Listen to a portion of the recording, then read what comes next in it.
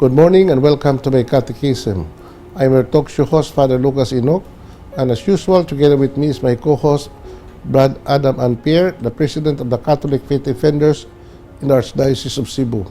Today is the seventh Sunday in the Ordinary Time according to our Church's calendar. And I would like to remind our viewers that this coming Wednesday, the 22nd of February, is the beginning of the season of Lent. That is Ash Wednesday. Ash Wednesday. So I would like to remind our people that since this is Ash Wednesday, we have to be obligated to go on fasting and abstinence, as part of our usual observance during the season of Lent. And our gospel reading today is taken from the Gospel of Matthew chapter 5, verses 38 to 48. And this is part of the Sermon of the Mount that Jesus proposed to his disciples on the mountain. That's why it's called the Sermon of the Mount.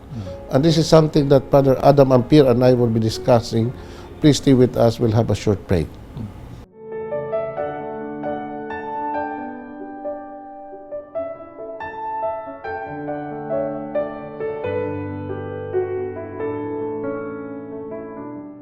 Thank you for staying with us. May buntag sa itong mga televiewers. May buntag, Brad Adam. May buntag pa I hope that your weekend is fine. No, we are now on the seventh Sunday Ordinary Time. But before we talk about our gospel reading, ito isgutan, Brad, ang umaabot nga Ash Wednesday karon ng Miyerkules, no? O kining Ash Wednesday mauna ni ang sinugdan sa gitawag nato og season of Lent kon Kwaresma. Quaresma meaning 40 days. 40 from days. the word quadragesima in Latin. That means from Ash Wednesday to Holy Wednesday, exactly 40 days. Holy Wednesday. Okay, exactly 40 days. 40 days. Yun yung mga panahon na, Brad, we are encouraged to reflect and meditate on the Paschal event, which is the life of our Lord Jesus Christ, focus on His passion, death, and resurrection, kagitawag nato og Paschal Mysteries. Unya, din yung panahon sa Lent, Brad, ang atong liturgical color sa atong liturgy is violet. Because violet is symbol of penance. So, mao na siya, Brad. Unya, karon kay Lent naman, unta ang atong katawhan ba, would observe the season of Lent according to what the Church wants us to observe. And that is, we have to make this event a very solemn event in our life, so that we will become deeply spiritual. Aron sa igonana, Brad, nga we will grow in holiness, because the purpose of all these things that we are doing in our liturgy, in the celebration of the sacraments, and in living our Christian life, the ultimate purpose is holiness of life. No? Amen. So when Pope John Paul II was still alive, no, he always emphasized about the universal call of holiness for all believers, for all the baptized Christians. That means holiness is not only reserved for the clergy, the religious, and those people na matawag natong living saints, but all of us are called to be holy. Amen. According to our state of life. So no one is exempted in this particular vocation of life, right? No, whether religious or lay, men or women, married or not married, Brad. So gitawag ta sa pagkabalaas ng kinabuhi. Amen. So that is what we call the universal call to holiness. Nga, Brad, on the season of Lent start on Ash Wednesday. Unya lagi mahuman ni unya na gyud sa Holy Wednesday, sa celebrate nato sa Holy Week. Unya ingon diri nga Lent is characterized by penance for our past sin, and we have to also exercise what we call works of mercy, especially towards the poor, and personal preparation for the renewal of our baptismal promises that we will be doing on Easter Vigil. Thus, Lent has two features, penitential and baptismal. So our tears of penance renew in our hearts and souls the water of baptism. So, karong Ash Wednesday, why is it called Ash Wednesday? Because part of our liturgy is the the anointing of us on our foreheads, no? Yeah. So to remind us of our humble beginning. Yeah. So that according to the priests would put ashes on our head or forehead, only ang litukon ng mga puno. Remember man that you are dust, and from dust you shall return. So it's a good thing to remember also, Brad, unsa di eta sa itong pagkatao, our humble beginning, that we are ash. Kita mga abog, no? So kining abog, earth or kanang humus, no? Humus. Or in Latin, no? Mao na gitawag og Adama in Hebrew. Adama means earth, humus, or dust, no?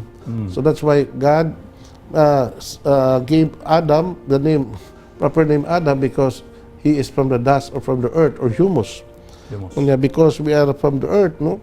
So kiting atong kinabuhi nga atong gipuy-an, Brad, unta puy-an nato ang kinabuhi sa pagkamapobsanon, because after all we are dust. Sa to pa na day connection ng humility or humble pa der sa sa pagka dust nato. So mao na nga, it's a way of remembering us, it's a way of reminding us that we people, although we are created in the image and likeness of God, but we are only a creation of God. Amen. So, and we are created by God from the dust, from the earth.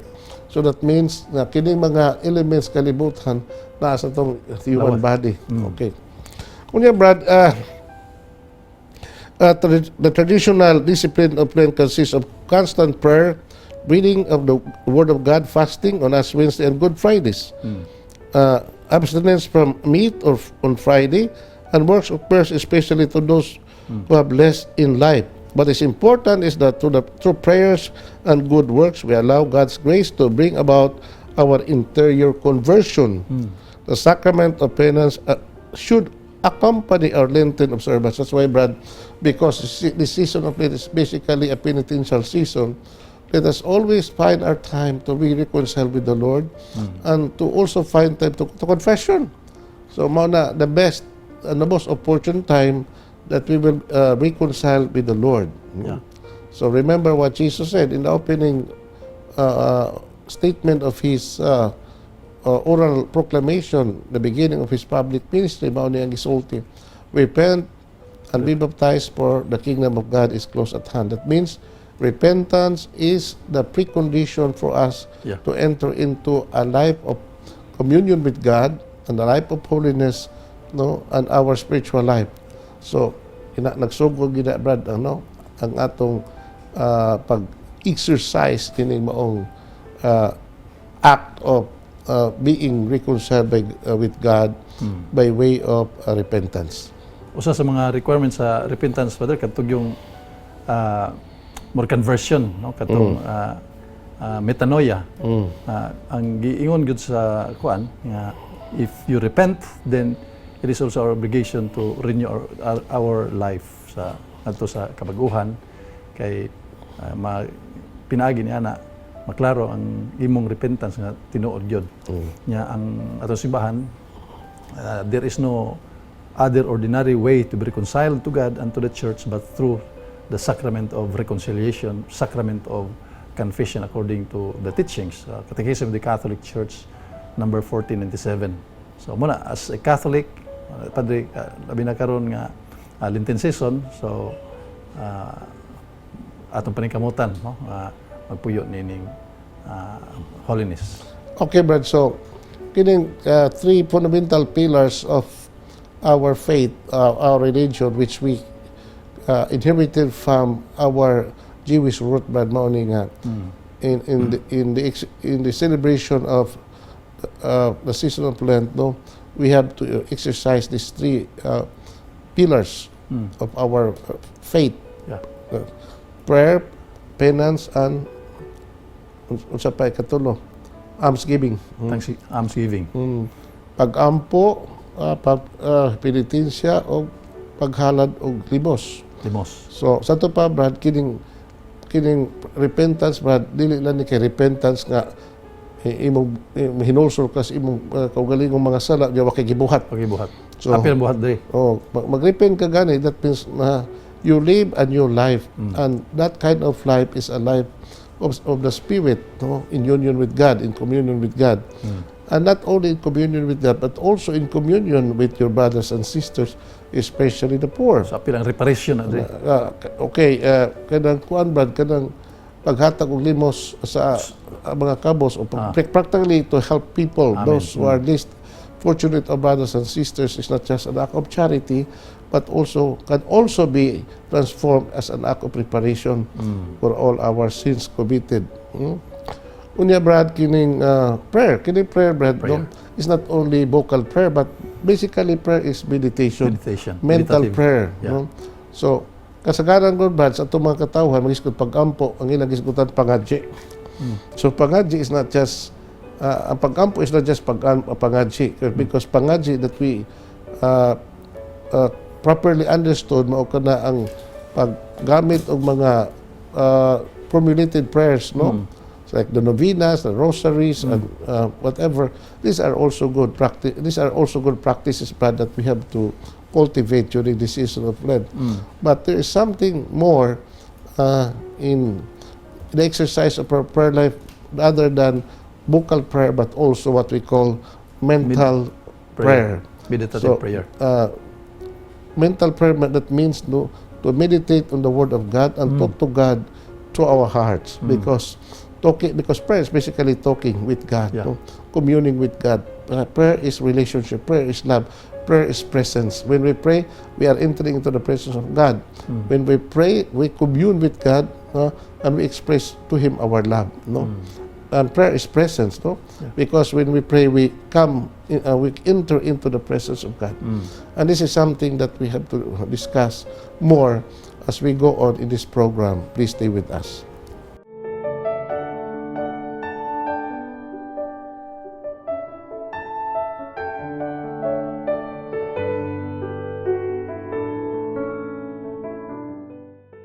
Thank you for staying with us. Brother Adam, ato nang basahon ng ato Ebanghelyo karong adlaw, the 7th Sunday, the ordinary time. The Lord be with you. And with your spirit. A reading from the Holy Gospel according to Matthew. Glory to you, O Lord. Jesus said, "You have heard that it was said, an eye for an eye, a tooth for a tooth. But I tell you this, do not oppose evil with evil. If someone slaps you on your right cheek, turn and offer the other. If someone sues you in court for your shirt, give him your coat as well. If someone forces you to go 1 mile, go 2 miles with him. Give when asked, and do not turn your back on anyone who wants to borrow from you. You have heard that it was said, love your neighbor and do not do good to your enemy. But this I tell you, love your enemies and pray for those who persecute you, so that you may be children of your Father in heaven. For He makes His sun rise on both the wicked and the good, and He gives rain to both the just and the unjust. If you love those who love you, what is so special about that? Do not even tax collectors do as much. And if you are friendly only to your friends, what is so exceptional about that? Do not even pagan do as much? As for you, be perfect as your Heavenly Father is perfect. The Gospel of the Lord. Praise to you, Lord Jesus Christ. So, mao ni ang atong Ebanghelyo, Brad, karong Domingo ha, taken from the Gospel of Matthew. Chapter 5, verses 38 to 48. So, the first part of our Gospel, Brad, no, is the teaching of Jesus based on what we call the golden rule. Kining golden rule, Brad, mao gini ang mga basic moral principle. It's a universal moral principle which is being applied to any religious tradition, Brad. Even Hindu, even Muslim, even non-Christian religions, no? Believe and practice this particular law, which is what we call the golden rule. So, what's that the golden rule, Brad? Do not do to others. Thou shalt do not do unto others what you do not want others to do unto you. No. Ayaw buhatan ngadto sa uban ang dili gusto nimo ang dili gusto sa imong nimo sa buhaton sa imong isikataw. Mao na siya, Brad. So kini gidawat sa atong Ginoo, gi-affirm na itong Ginoo, brad, no? So that means nga this particular rule is valid for all times and for any group of people or any religious tradition. Okay? This is always valid, brad. Yeah, gipakuanan pag labuan pag itong Ginoo, brad. So, ayaw buhata nga to sa uban ang dili nimo gusto nga buhaton nila diha nimo. Yeah, mao ni ang gi-enlarge tong Ginoo, gi-expound niya unsa man. But I tell you, mao ni.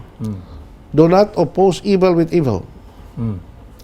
So, ayaw mamatuki ang dautan pinaagi sa pagbuhat og dautan.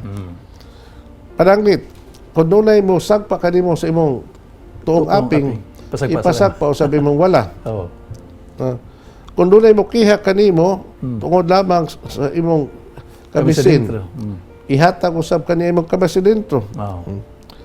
Kung dunay usa nga buhat kanimo ug usa ka buhat o magpadala kanimo usa ka kilometro, pasan kanimo usa ka kilometro, pasanin siya laing usa ka kilometro. Unya, do not turn your back on anyone who wants to borrow from you. You know?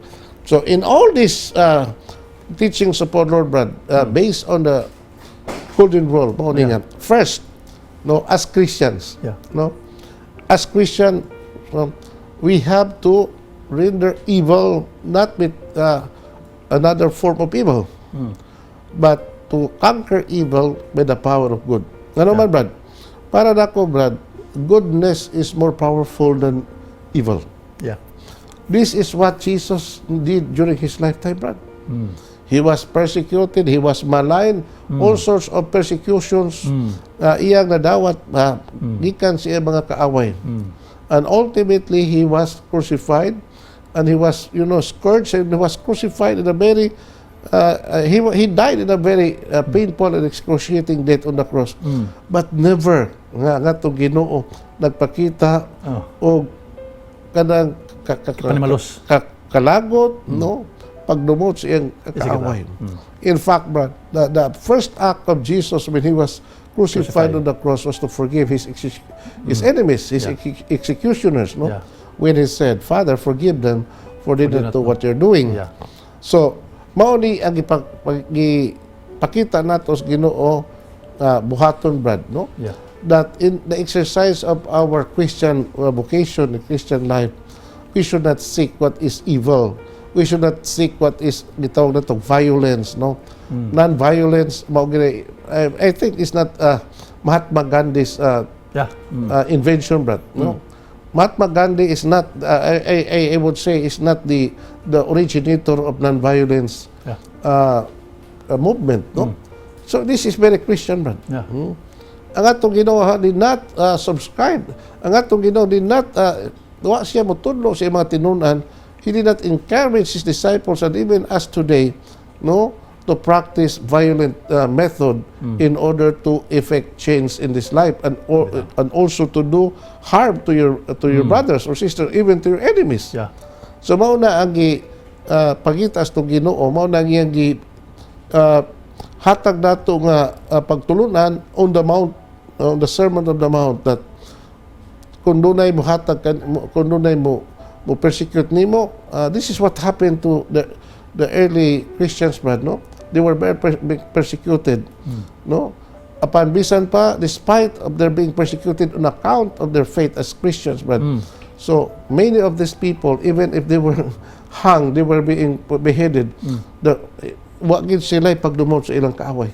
Kung saan na magyud ng klase sa kaayo sa usa ka di na mahimo sa tao without the human nature, brad, it's impossible. It is impossible, Para nako, in order for us to observe this commandment of our Lord that we should not render evil with another evil, we have to forgive, we have to kanang love our enemies.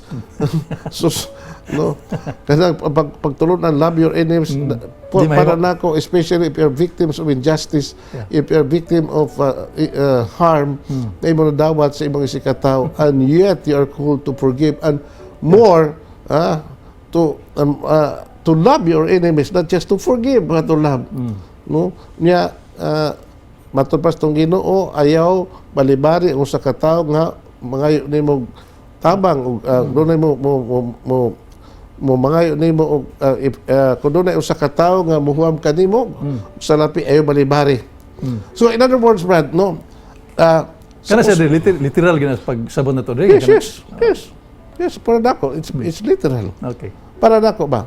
So, ang buti po sabot ani Brad, no, nga the only way for a Christian to conquer the evil in this world, no, is not by hatred, is not by violence, is not by revenge, but always, no, exercise compassion, love, and forgiveness. Yeah. Humanly speaking, it is impossible. Correct. Para nako, no? Ingon ka ba, Brad, literally? No, yes, it's literal. Is it possible? Yeah. Sa patod pa, for man, it is impossible. But not for God. Is possible. Because everything in God is possible. Yeah. So, mo na, Brad, nga, maglisod ta pagpasaylos kaaway. Maglisod ta paghigugmas kaaway. Maglisod ta pag-anchor sa atong pride, sa atong atong kasilag, no, atong desire panimalos. Yeah. No, humanly speaking, dili na mahimo nato. Yeah. Pero mao na gina, no, nga kay Kristiyanos man ta, no, ug mao may pagtunon sa tong Ginoo, and not only pagtunon, and it is a commandment. Yeah. No, but what I say to you, love your enemies. Pag what I say to you, that means ang atong Ginoo invoke His authority to give us this law, no, this rule of life nga atong pagabuhaton. So imong mandate yun adre. Yes. Nga ipatuman. So love your enemies is impossible. No, to pray for your enemies is also humanly impossible. No, so aron ta makabuhat ni Brad nga mga kasuguas ng Ginoo following the golden rule, mga itagracias Ginoo, Lord, I cannot observe this commandment. I cannot love my enemy. I cannot conquer my pride and my desire for revenge. No? So, please, give me that gift. Give me that grace.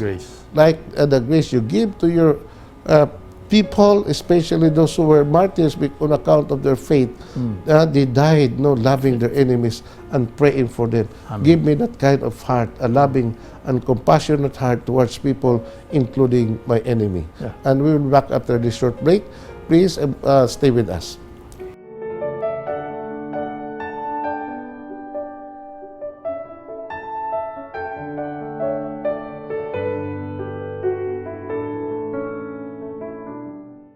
Thank you for staying with us, Brad Adam, at padayonon ng atong reflections sa itong Ebanghelyo, Brad.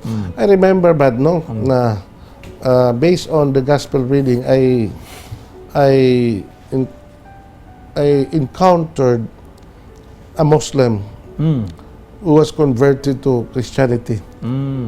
No, and what was the cause of his conversion, the reason of his conversion to Christianity? When he read this passage in the Bible, love your enemy and pray for those who persecute you. That is not in the Muslim religion, Brad. You cannot find that in Quran. No, but only in Christianity. So mao na siya, Brad. Converted siya. Na-convert siya na kay that means Christianity, the ideal of Christian life is superior than that of the Muslim. Well, we're not passing any judgment on our other Muslim, no, but this is what his testimony, no. Kung ato lang tumanon ang mga pagtulunas ng Ginoo, Brad, no, kining ilabi na sa Sermon on the Mount, focus especially in this gospel reading today, Brad. So pagkanindot gyud ta sa atong community, sa atong family, sa atong society and the whole world. The problem is, no, this teaching of our Lord was being preached by Jesus himself 2,000 years ago, and layo pa kaayo ang atong katawan, even among our brother Christians and sisters, no, na nag-practice ni ini, Brad. Ngano man, because there's so much trouble, there's so much problems in this world, there's so much hatred in this world, there's so much, no, division in this world, Brad, because we are not Christian enough. That means, no, we are Christians, but We don't Christian practice name lang. we don't practice the Sermon But, of the yeah, Mount. No? correct. Nagitudos to Ginoo. If we are only faithful to the Sermon of the Mount, no? Yeah. Okay, di Brad, less and less untag yun ang atong mga kasamok, ang mga evil nga atong ma-experience ng kalibutan, there would have been less trouble but only peace unta ang atong ma-encounter din ng kalibutan. Amen. Okay, Brad. Kay Your own reflection. Importante, Father, kanag yung giingon sa Ginoo sa Gospel of John, chapter 15, verse 5, you cannot do without me. So, Jesus Christ is the source of grace. So, without the grace within us, imposible ito kato yung gihisgutan din nga to love your enemy. Tanan nga mga kung sa ito gihisgutan din sa Gospel. And that is impossible that a person can do except if we have grace atong tagsa sa kinabuhi. Okay. You know, Brad, no, the standard of holiness demanded by our Lord for His followers and for all of us, no, His disciples. Morning nga labaw gyud sa standard, so what is ordinary? Yeah. Mingon ang atong Ginoo, if your holiness ang inyong pagkabatarong dili mo labaw sa mga pagkabatarong sa mga Parisiyo magtutudo sa balaod, you cannot enter the kingdom of heaven. That means that our holiness, and this is part of our gospel reading, surpasses that. Our righteousness, our goodness, and our holiness should surpass what is the acceptable norm of behavior during the time of our Lord. You have heard that it was said, but what I say to you. That means Jesus proposed a more higher level of spirituality, a higher level of morality, and the higher level of holiness. Means, you have heard what it was said: love your enemy and do not do good. Love your neighbor and do not do good to your enemy. But this I tell you. So ito pa, mao ni ang sukos ng Ginoo. No? This is what the people are doing. You are my enemies, therefore I love you. I do good for you.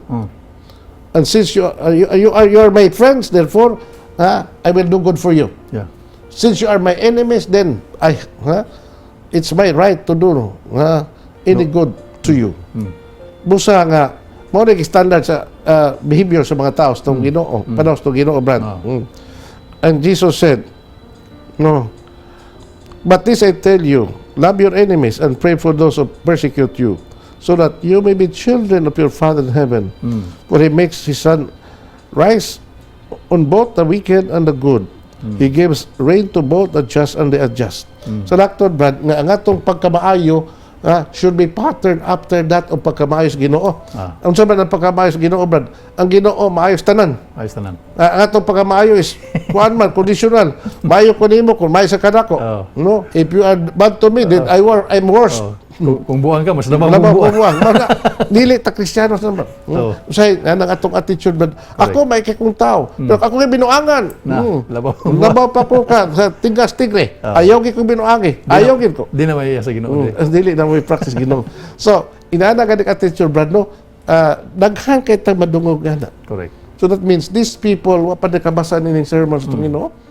Yung sa mga ingon na naman kinahalos tanan sa tao. Dili lagi, Brad. No, ang ato din to educate our people. Okay. So first we have to educate our people. No, it's very hard to follow this commandment of our Lord. No, but since this is a commandment, we have no other choice but to follow. No, na, Brad. So, namingon to Ginoo, no, so that you be called children of God. Kaya ang Ginoo sa iyang pagkamaayo sa naghatag og ulang ngadto sa mga tarong mga nautan. No? Siya nagpasiga siyang adlaw ngadto sa mga unjust o dili mga sa mga just o unjust sa mga matarong di matarong. So matud pa niya kung imong higugmaon katong higugman katong higugman nimo. What is so special about that? Bisan gani ang mga dili Kristiyanos nagbuhat man niana. Bisan ang mga tax collector nagbuhat niana. Bisan ang mga pigs nagbuhat niana. That means kung paluhon nimo ilang standard unsa may nakalahi nimo kay kanila nga ikaw Kristiyanos. Sa laktod mga pagasulti, Brad, no? the demands of Christianity, the demands of holiness in our Christian life must surpass that of the ordinary standard of the people. Yeah. No? So, mo na siya, Brad. Yeah. Ingon po itong Ginoo, if you love those who love you, what is so special about that? Do not even tax collector do as much. And if you are friendly only to your friends, what is so exceptional about that? Do not even pagan do as much. Then this is the conclusion of the gospel reading, Brad. As for you, mingon siya, be perfect as your heavenly Father is perfect. That means, para ninyo, pag matarong kamo, pagbalaan kamo, pag mahingpit kamo, sama sa inyong amahan. So, muna yung standard sa Ginoo. Mo na standard, Ginoo. Sa standard sa Kristohanong kinabuhi, Brad, we should not follow the standard of the world, but that of the standard of God. Oh. Yeah, una kanang giingon nato nga, why dito pwede kanyo ana? Kini Brad, no, kay taas mangining standards Ginoo ban. Ang dakong pangutana, mahimo ba ni nato? Ang balik yapon tas tong tubag, Brad. Kung kita-kita lang sa totawhanong di gyud mahimo. At katakos, di mahimo nato. Di mahimo. Correct. Ang apan with the grace of God, with the power of God, nothing is impossible. So, sakto din gingon sa Ginoo nga gamay ra ang makasud sa langit. Kada yung gamay makasource langit, Brad. Daghan ang gitawag pero jutay ra man. Di ba tayo kahibaw? Kanang is no mathematical kuan ba? Kanang conclusion nga to mahimo. Pila gyud ang tuas langit, no? So, di na ta maghisgot ang pila ang makasource langit kay never in the gospel or in the Bible that God give us mathematical mathematical number pila masulos langit. Importante kita makasud dito. So mo importante. Nga Brad, kining balik naghapon ta kay mao man ipagtulon sa ebanghelyo karon about perfection and holiness. Kini perfection, mao ra na sila, Brad. Be perfect as your heavenly Father is perfect, or be holy as your heavenly Father is holy. That means the perfection, the holiness that we want to achieve in this world should be according to the standard of God. As proposed by Jesus in the Sermon of the Mount. Now, mahimo kini, Brad, no?